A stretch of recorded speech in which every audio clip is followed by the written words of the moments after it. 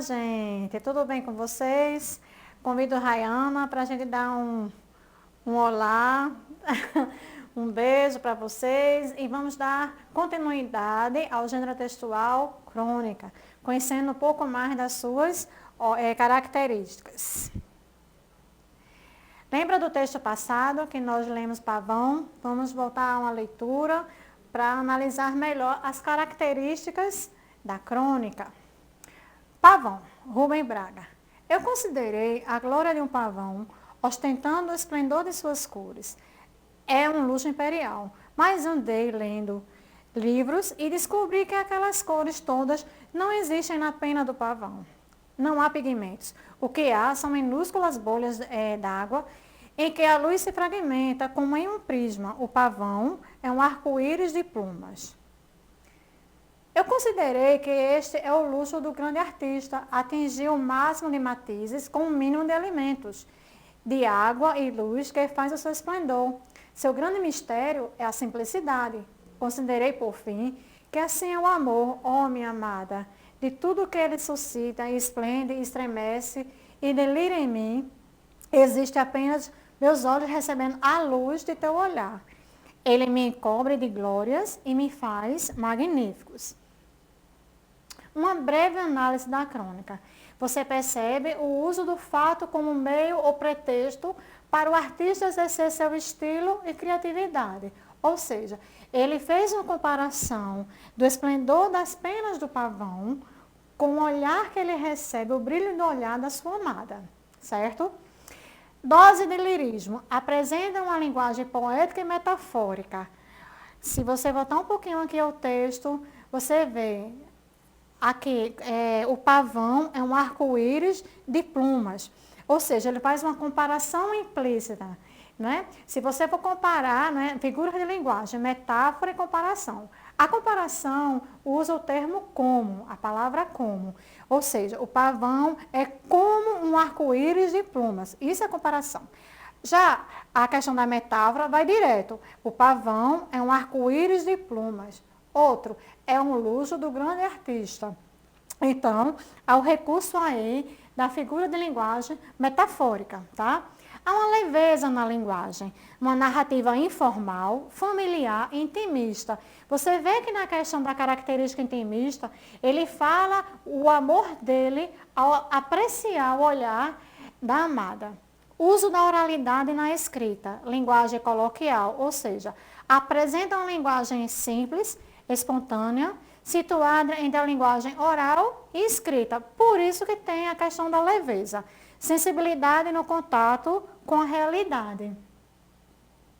E quais são as características da crônica? Fatos do cotidiano, que nós já relatamos isso também na aula anterior. É um texto curto, normalmente é narrado em primeira pessoa, que ele é narrador personagem, ou seja, ele participa da história, né? Como exemplo, eu considerei a glória de um pavão ostentando o esplendor de suas cores. Aí você percebe eu, primeira pessoa, né? Singular. A primeira pode ser do singular ou plural. Eu, que é singular, e nós, plural, tá certo? Mas que você possa perceber que ele é um narrador personagem, ou quer dizer, participa da história. Procura dialogar com o leitor. Essa é uma das características que mais me chama a atenção em relação à crônica, porque faz uma interação com o leitor, com você que está do outro lado, que a qualquer momento que lê é atemporal, mas você consegue ter uma comunicação com a questão do texto escrito. Há uma visão pessoal de um determinado assunto. Nesse texto do pavão, se você perceber, deixa eu voltar aqui. Aqui, que ele vai ser o grande mistério é a simplicidade. Veja a questão aí, é uma opinião do autor, que ele fala da beleza das penas do pavão, mas ele diz que transmite o mistério e a beleza do mistério é a simplicidade.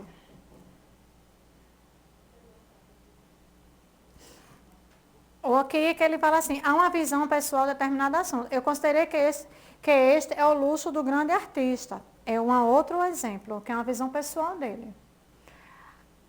Há também um foco narrativo na terceira pessoa, o narrador observador. Ou seja, Tem um foco narrativo, a primeira pessoa, que ele é narrador personagem, participa da história, ou então ele é observador que usa a terceira pessoa, tá? Uso de linguagem coloquial, natural, tons regionalistas e muitas vezes lírica. Na aula passada, naquele texto fechado, a gente percebe bem a questão da variação linguística, a questão dos tons regionalistas. Um dia, o gaúcho chegou tarde na aula e explicou para a professora o que acontecera. Lembra a questão do auto de automóvel que está nesse texto, né, de Peixada? A questão Peixou, que é a questão da batida do carro, do acidente. O pai atravessou a sinaleira e Peixou. Por ser uma releitura subjetiva do cotidiano, é possível que a crônica saia do espaço do jornal e seja transplantada para os livros. Ou seja, ele partiu da origem dos jornais e passou para os livros, tá certo? Publicações nos livros. Próximo texto, o Cajueiro. A questão do pavão é o mesmo autor, Rubem Braga, e o cajueiro também, tá, gente? Então, veja, o cajueiro já devia ser velho quando nasci. Ele vive nas mais antigas recordações de minha infância, belo, imenso, no alto do morro, atrás da casa. Agora vem uma carta dizendo que ele caiu. Eu me lembro do outro cajueiro, que era menor e morreu há muito tempo. Eu me lembro dos pés de pinha, do cajamanga, da grande touceira de Esparta de São Jorge, que nós chamávamos simplesmente tala. Olha o regionalismo aí, gente. E tá a alta saboneteira, que era a nossa alegria e a cobiça de toda a meninada do bairro, porque fornecia centenas de bolas pretas para o jogo, eu acho que é bola de gude, né? De gude.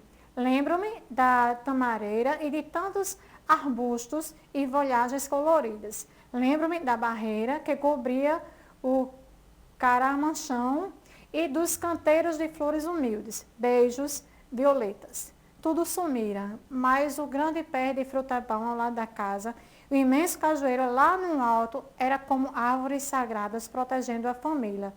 Cada menino que ia crescendo ia aprendendo o jeito de seu tronco, a cica de seu fruto.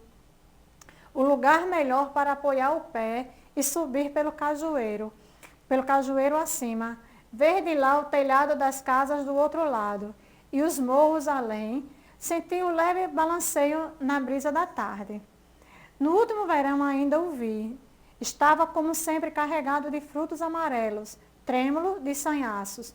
Chovera, mas assim mesmo fiz questão de que o caripé subisse o morro para vê-lo de perto, como quem apresenta a um amigo de outras terras, um parente muito querido.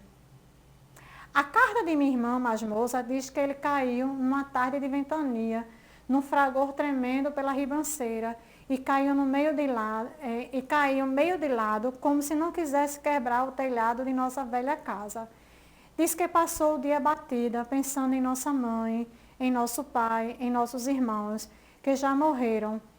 Diz que seus filhos pequenos se assustaram, mas foram brincar nos galhos tombados. Foi agora, em fins de setembro, estava carregado de flores, setembro de 1954. Chegou a hora do desafio. Após a leitura da crônica O Cajueiro, de Rubem Braga, responda as seguintes questões. Identifique qual é o tema do texto.